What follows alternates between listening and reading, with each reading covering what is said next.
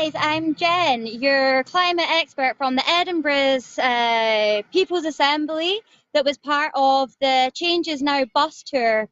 So we're here live in Edinburgh from just outside the venue that we've just had the most amazing People's Assembly. And I'm going to speak first off to Robin here, who's been part of the... Oh, you might want to come this way for the sun. Robin here, been part of the bus crew. So tell us, Robin, how's it been to tour? You're on the Central Line, come up through England into Scotland.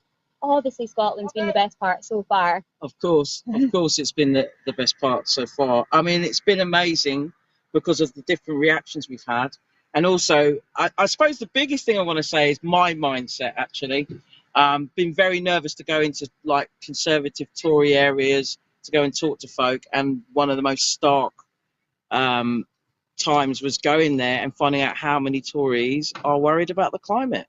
And in fact, it was the highest amount of sign-ups we've had in one place, which I was not expecting. I think I've got used to talking to people who have more or less the same opinions as me, and I was going into a space that I thought they wouldn't because of their political allegiance, and I was enormously wrong.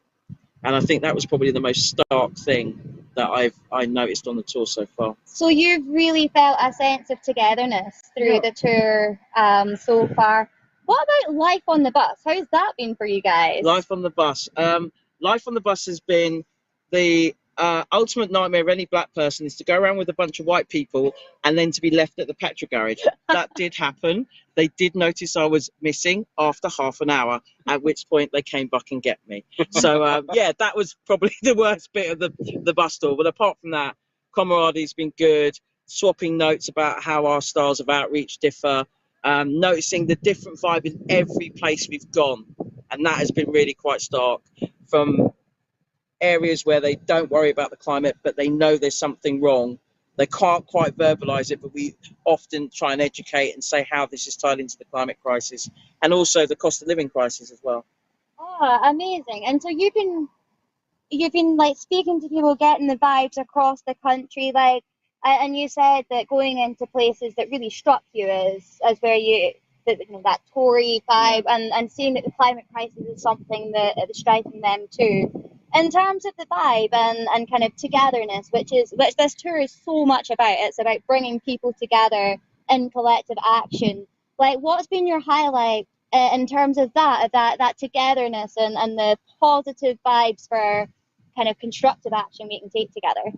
I think the biggest thing is letting people know what their options are, to remind them of our resistive history, because it's something that's not taught in our schools, apart from maybe the suffragettes, about as far as they get. And reminding people that we have the right to challenge what our lives are like right now, and noticing that these people know that something's wrong. That's the biggest thing. In their hearts, they know something wrong, but they haven't been taught the tools that we already have as activists for them to make a real difference, and also for them to feel empowered. That, you know, they have the power. You just have to remind people that that's what we've always had in Great Britain. You know what? Power to the people is what the tour is all about. You guys got involved in some of the actions yesterday. Yeah. Whereabouts were you for the enough is enough and joining the strikes? Like, what was your... Oh, we've got traffic light. Yeah, we've got... don't worry, they're not coming for us, and I think it's an ambulance anyway. We'll let this go by for... An ambulance. Yeah, I've got the signs right.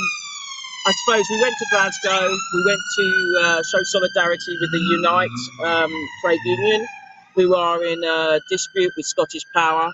And don't get me wrong, it's about wages and what the workers want, but they were also talking about all the other things that were wrong.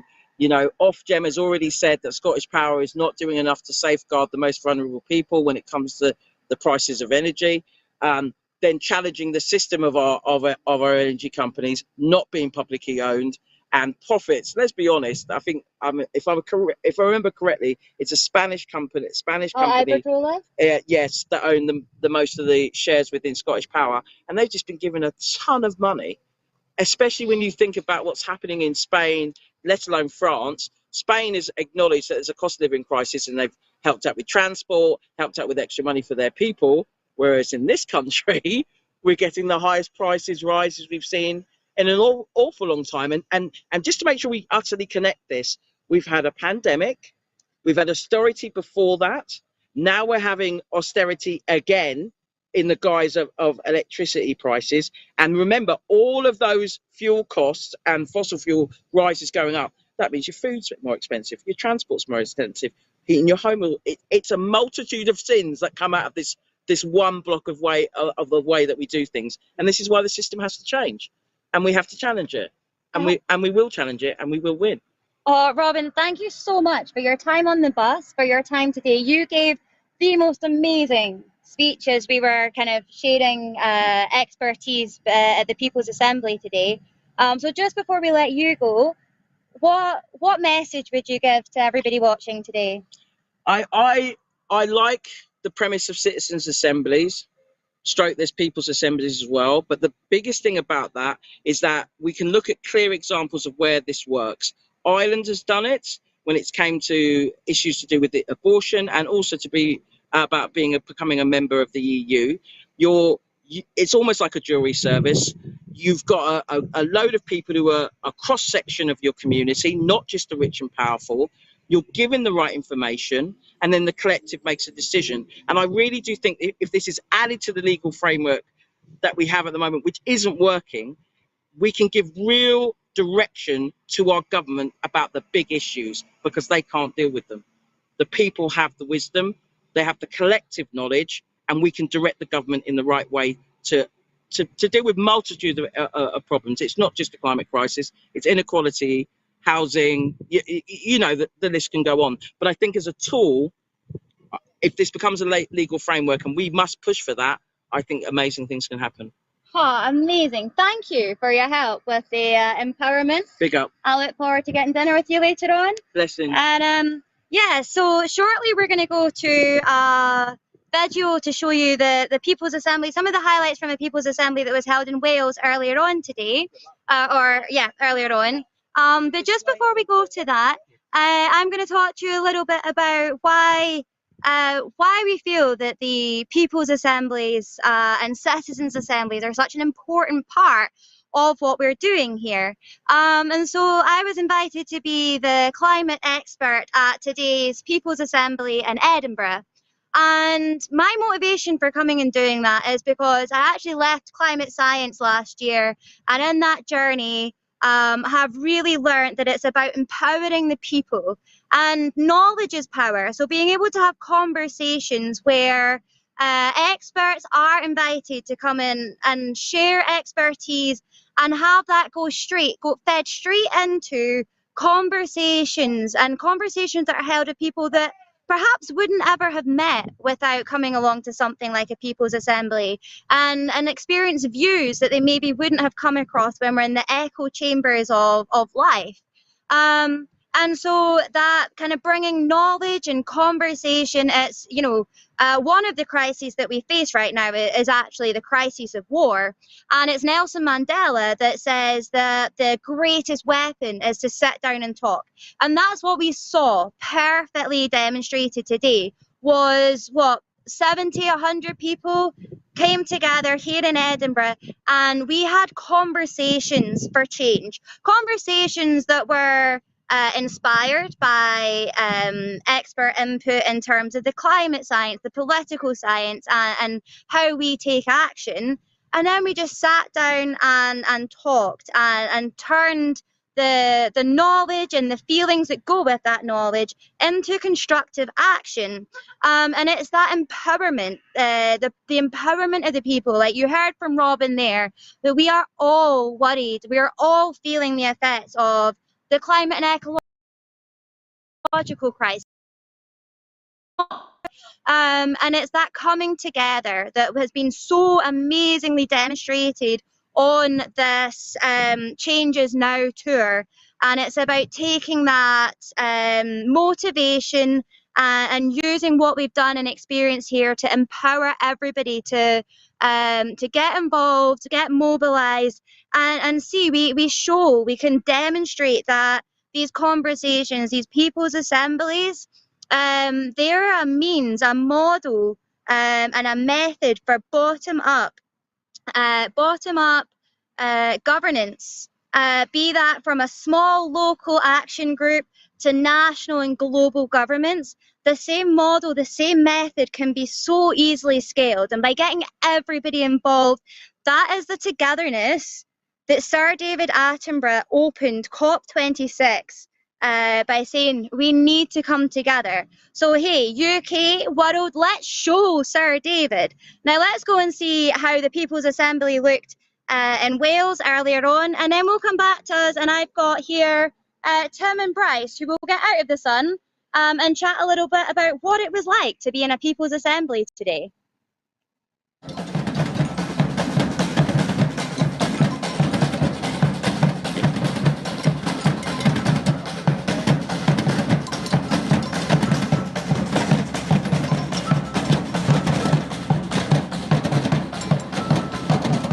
In a moment, you'll be invited to join yourselves into groups on the tables. Decide together what are your top 3 ideas that you'd like to bring back to the whole Assembly. Working openly and collaboratively with other groups. Actively seeking the voices of underrepresented people. Collecting and retelling stories and history about who we are and where we've come from. Listening with respect.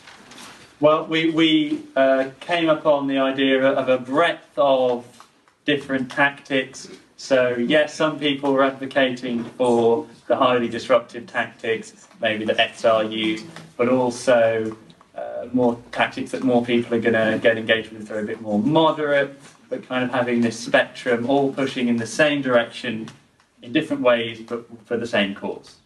People are free to put in their suggestions about how it could be used. So I was thinking, it could be a regular space for some of the conversations that come out of this.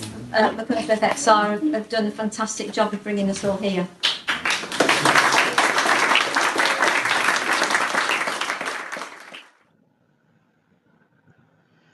So yeah, you got a little clip of how a People's Assembly looks. Now I'm here with Tim, who kindly joined us at the People's Assembly today. Tim, apologies for the sun.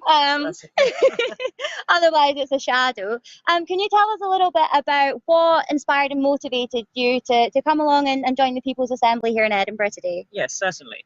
So I've been interested in Extinction Rebellion and following what they've been doing for a little while, a couple of years. And essentially, over the last few weeks or couple of months, I've been thinking, yeah, now is the time for me to get involved and to start trying to come to things and get involved in what Extinction Rebellion is doing, the message that they're trying to put out.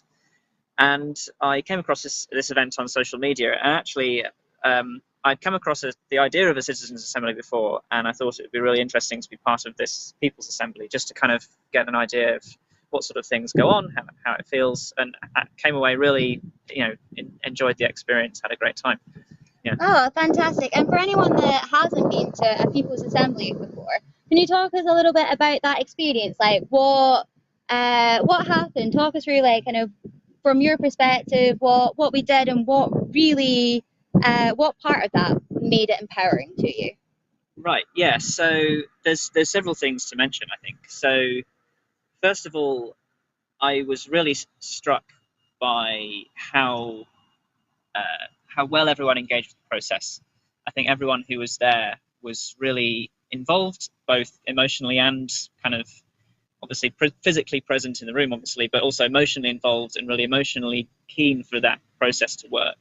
And what was brilliant, actually, something that you said at the beginning, just before we started to talk in the small groups, was about compassion and this idea of listening with compassion and treating other people's views with compassion. So everyone had a voice, everyone was heard, we all treated each other with respect. I mean, generally we were coming from more or less a similar idea that there's this crisis going on with climate, but also there are these multiple other crises that are linked to it. But as I say, we're sort of allowing these views to blossom in a really constructive way, and I think that was lovely. So I felt very empowered by that kind of very constructive atmosphere. But then as sort of a second strand to that, we had the 3 expert speakers at the beginning. You've obviously met Robin already, and you did yours, Jen, and there was another one, Dr. Liz, who was a philosopher. And again, that kind of added a real element of focus, I think, to what we were doing as a group, and it kind of put us in the right frame of mind to think about all of these problems, think about different perspectives to all of these problems as well, and also then ultimately to kind of try to start coming up with our own solutions to sorts of problems framed by these perspectives that we'd heard from the experts at the beginning. So again, that kind of led to this feeling of empowerment, because we'd been given tools that we could use at the beginning.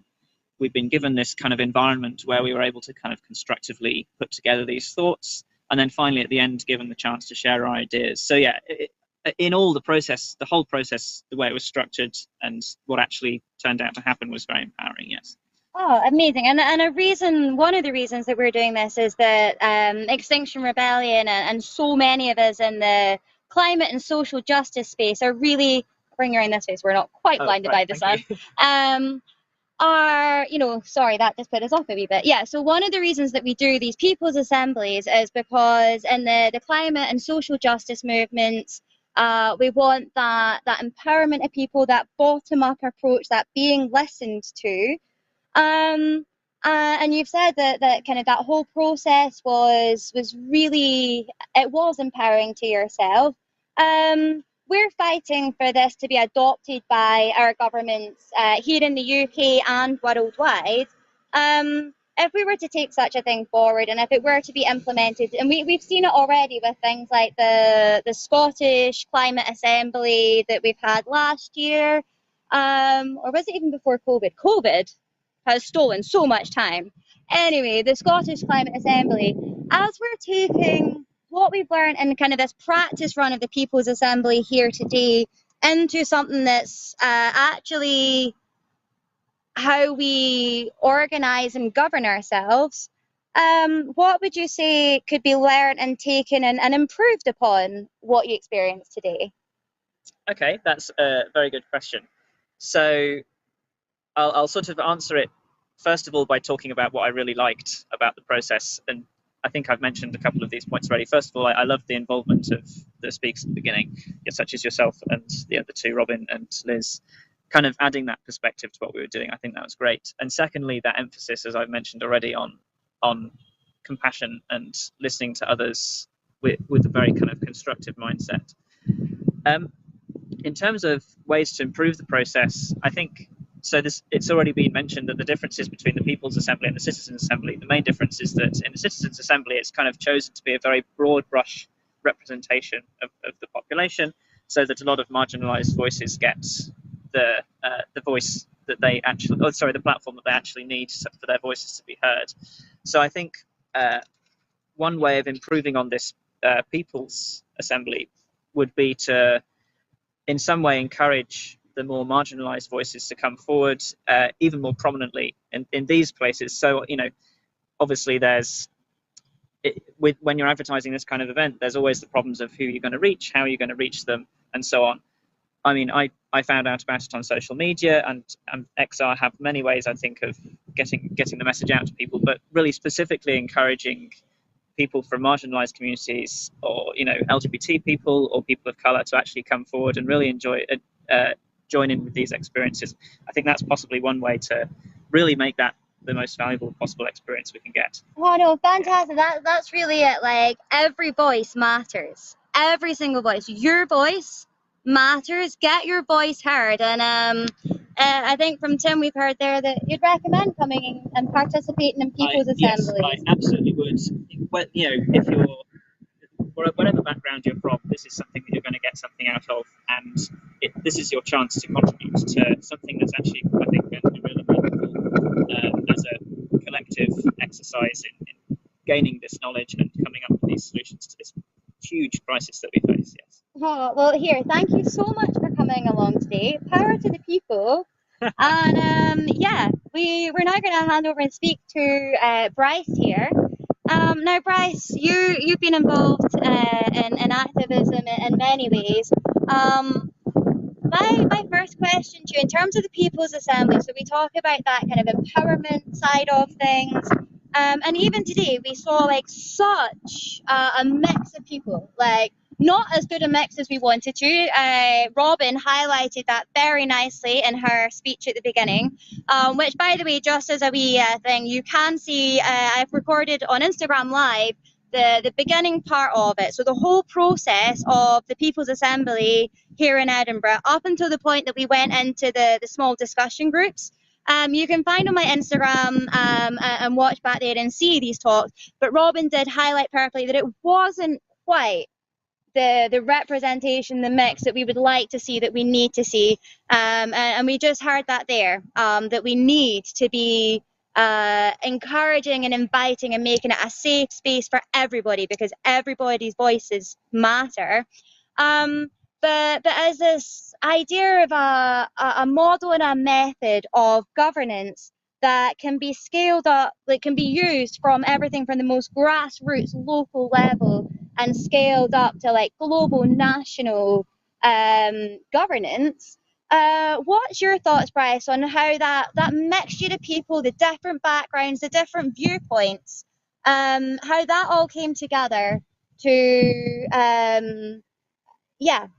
the conversations that were created from stepping out of that echo chamber? Yeah, thank you very much, Jane, for a really interesting question there. I think as we go on in what we're doing, we need to think global and act local in what we're doing, and we need to also carry a lot more marginalised voices into the conversation. I'm disabled, I've got autism, and I'm proudly autistic. I'm proudly neurodivergent, neurodiverse, and I think as someone who has got sensory issues and been personally impacted by the climate crisis due to the fact of ExxonMobil and Shell at the Mossmoran plant in Fife, which is just a stone basically just across the water, who were to the incredibly damaging and harmful flaring to the many communities across Fife. One of the things which I just feel empowered is actually seeing a melting pot of incredible community members deciding to come to Edinburgh to participate in such an engaging and enthusiastic space, which can really be able to tease out some of the more the nuanced issues of today, such as the cost of living crisis, which we know has been caused by the fossil fuel industry, and the only way in which we're going to be able to do that is by carrying some voices which we sometimes might not agree with. We might not actually bringing all spectrums of the political sphere into that space to have some very uncomfortable conversations, but through that uncomfortableness and through that global thinking of using international strategies, international life experiences, we can then hopefully get to a point whereby we can be able to really think global and then act local in our local communities and act in a way which we can really start to, from a ground up, really deliver system change. And I think this is why that I feel so inspired by how accessibly you've communicated the science to a lot of many people who actually find science quite an overwhelming subject, and they find that sometimes it's in jargon, it's in all that type of thing, all these types of nuances which sometimes can turn people off. But actually, what I really enjoyed about your presentation, you teased out in an accessible and engaging way to help us to understand the science, so we can really be able to be like, right, let's frame this in a way which right now we have a very limited opportunity. And one of the things that we can be able to do is that if we can work with, like, for example, the disabled community to accessibly communicate that science to the masses in a way which everyone understands, then hopefully we can really deliver system change from that ground up.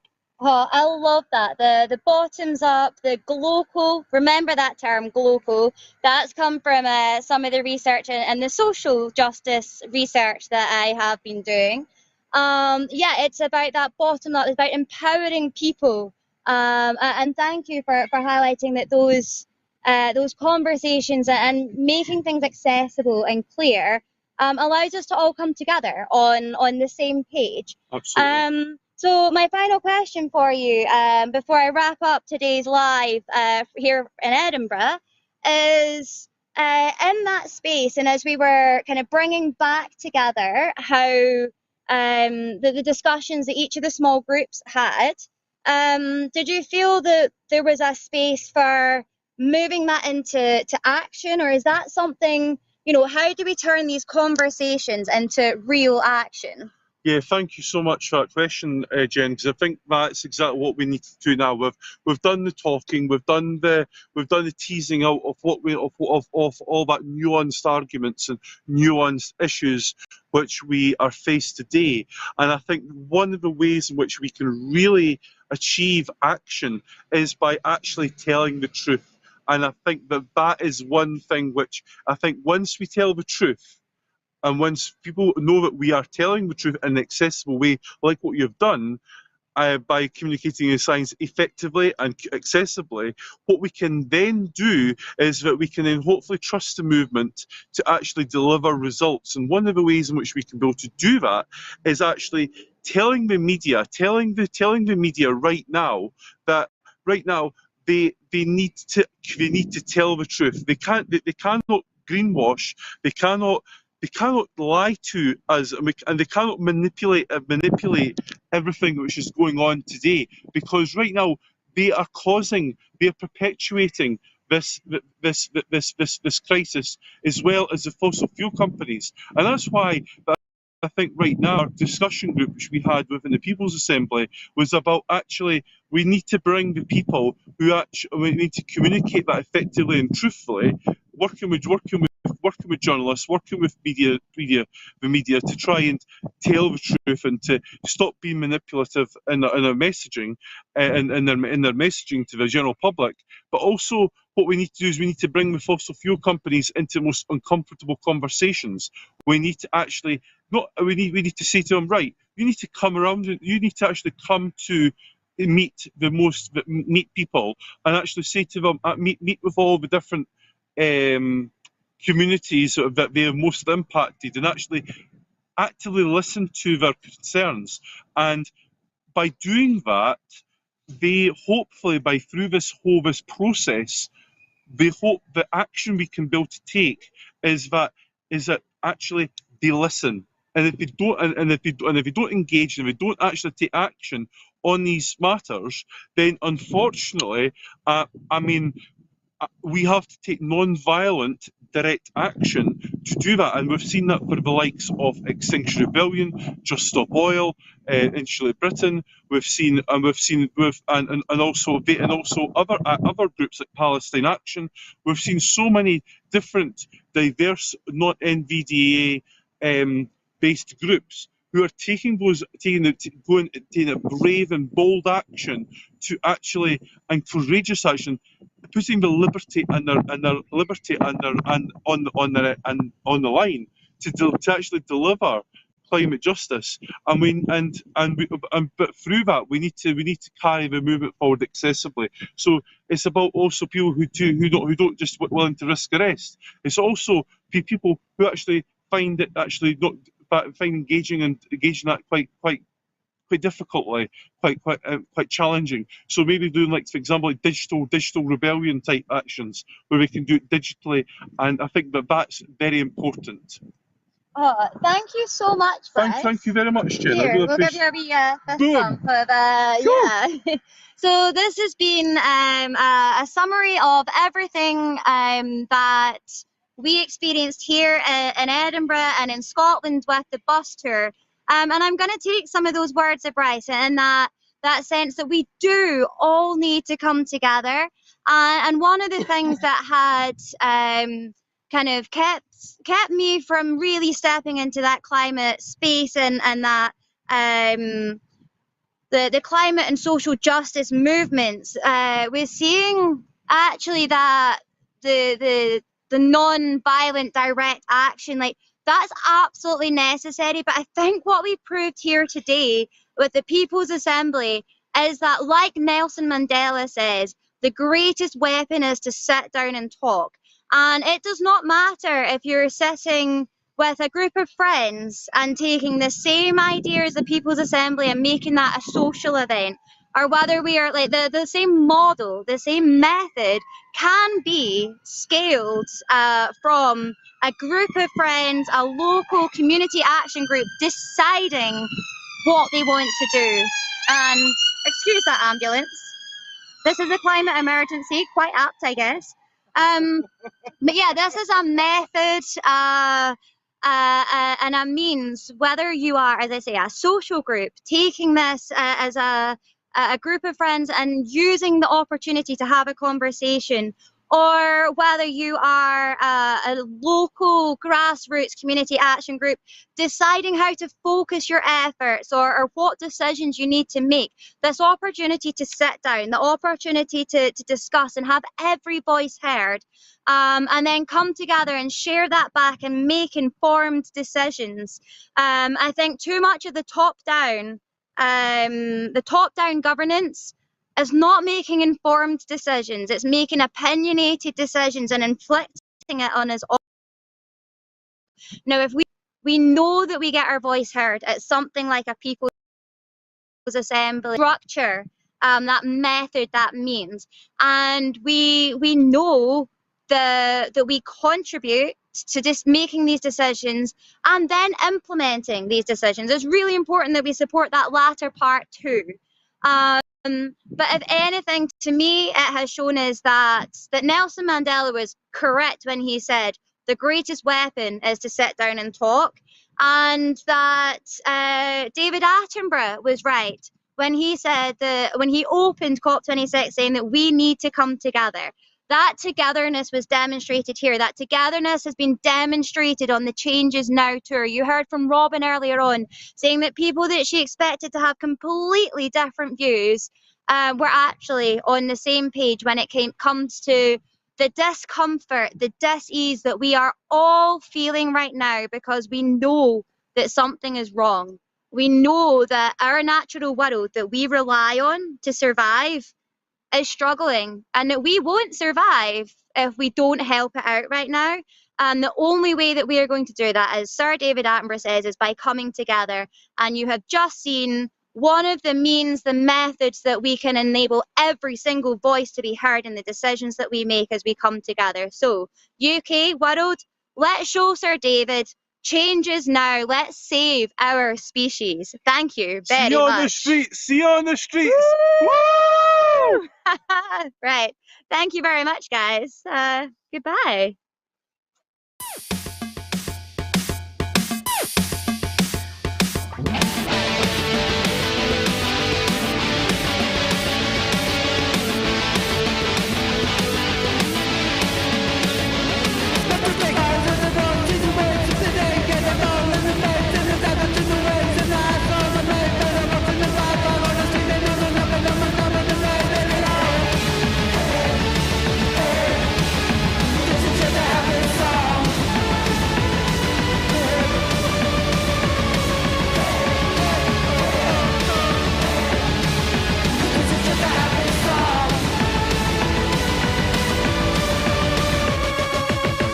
We're in Flatfields Park in Manchester at the moment. We're here for the weekend doing some outreach as part of the Changes Now bus tour. We're on the central route, so we're going up to the north of England, up to Cumbria and around Scotland. And there's two of the buses going around other parts of the country. Oh, hello, my name is Andy. I'm here in Manchester. I heard about the Extinction Rebellion event in Flatfields Park, so myself and a partner have cycled out here just to see what it's about. Well, I've heard that XR is attracting a different type of person to direct action, environmental direct action groups in the past. So maybe an older demographic and maybe more women as well. So that's a good thing. And obviously we don't exclude people as well. We want to try to create an even bigger movement. Hopefully the dots start to connect, and then at some point someone who they consider their peer group says, you know, the environment's important, and they jump into line. That's the work. That's the work. It's not about changing people's mind, it's about listening, dropping a seed, and hoping that, you know, the dots connect up eventually. This is great, like more people's assemblies. I think this is my first time coming here. It's absolutely wonderful. I come from Surrey, which is a bit bleak in terms of its political processes, and so being here and discussing it is great.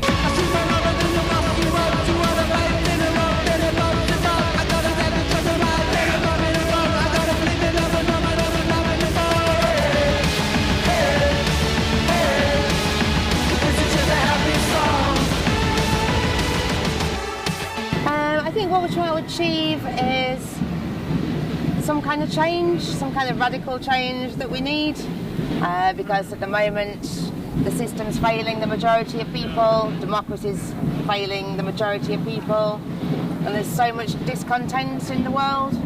I think for myself, a few years ago, I felt really alone. I knew things were like really fucked up and it wasn't working. People were getting poorer and more unhappy.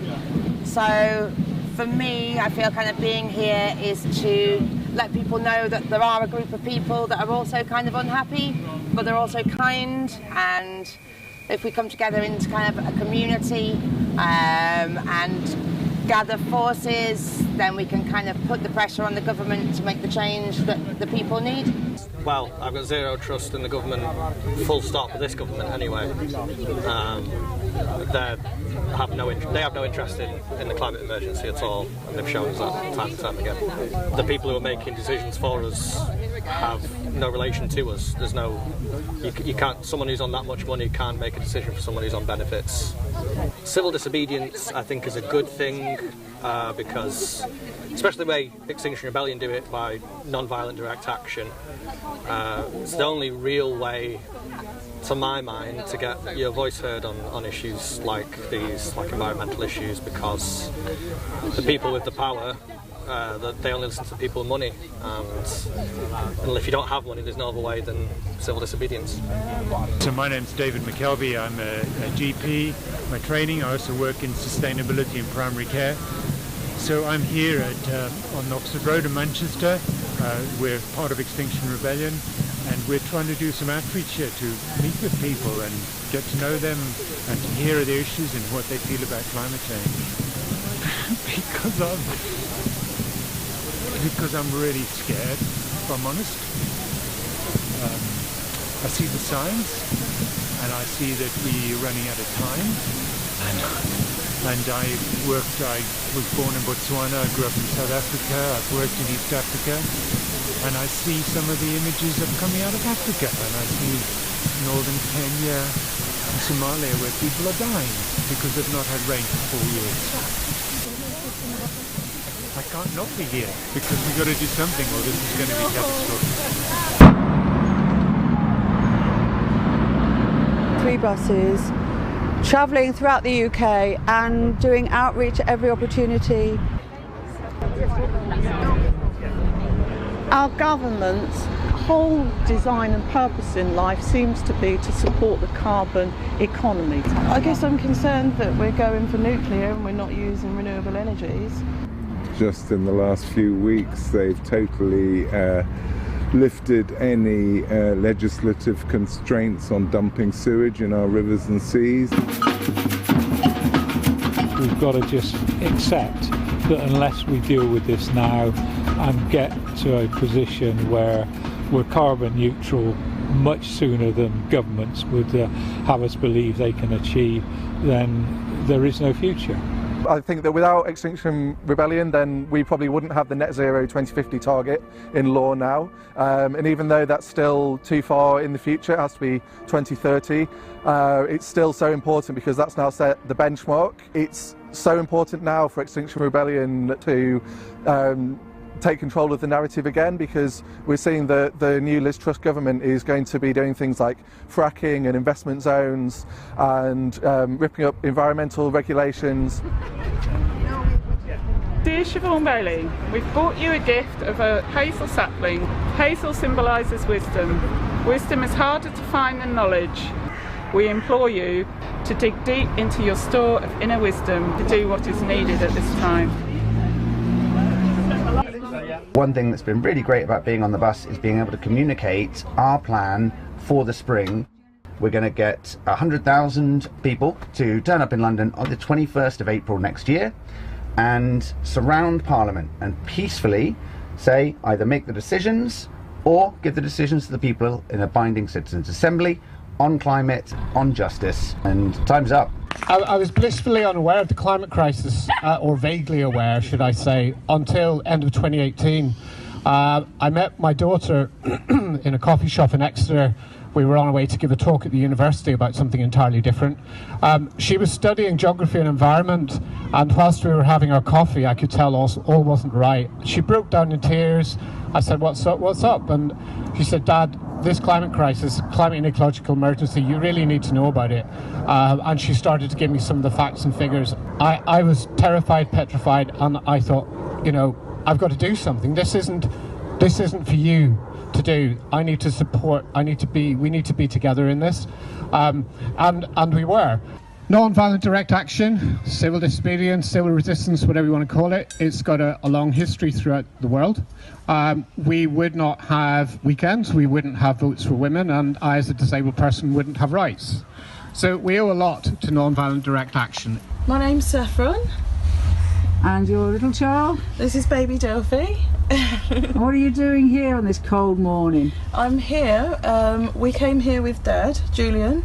He inspired us to come here today because he's a long-term, long-life activist for the environment. How do you think the government are doing when it comes to coping with the climate and ecological emergency? I think they're flailing, and my main gripe with them, other than all the obvious stuff, is how they blame us, how it's our fault, how it's every single moment it's our fault, and how we can save energy by turning a little light switch off in the evening. It's rubbish, absolute rubbish. It is nowhere near our fault. We are more than happy to take responsibility as things are now, but we want change and we want to move forwards and out of this dark period. We're over it now. We know what we want and we know how to do it.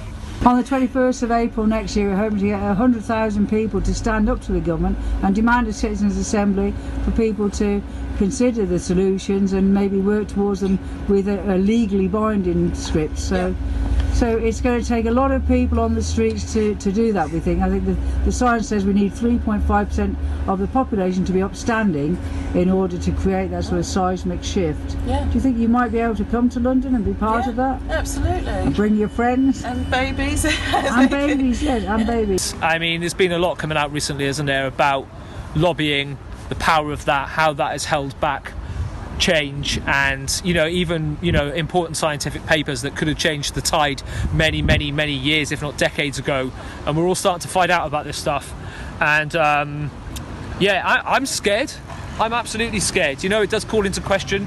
You think, well, do I want to have children? I don't have children yet. You think, what kind of planet are we going to leave for our children or our children's children? So I'm worried. Of course I'm worried, and so I try and adapt or change my ways. But I think the work that X are doing has been important, even if it's been controversial at times. It's clearly truly highlighted what's going on. Yeah. With climate change, yeah. Would you like a citizens' assembly to decide how we tackle this climate crisis? Yeah, definitely. It's a wonderful idea.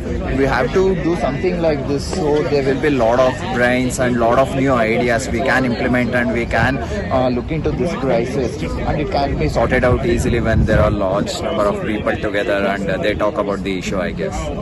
I think it's essential. I think without people, real, normal, working people, putting their foot down and watching the government and ensuring that they are actually doing what they're supposed to be doing, which is taking care of us. They are paid to take care of the world, of all of us. And unless somebody is there to watch and to make sure and to make our voices heard, they're not going to do it. So it's essential.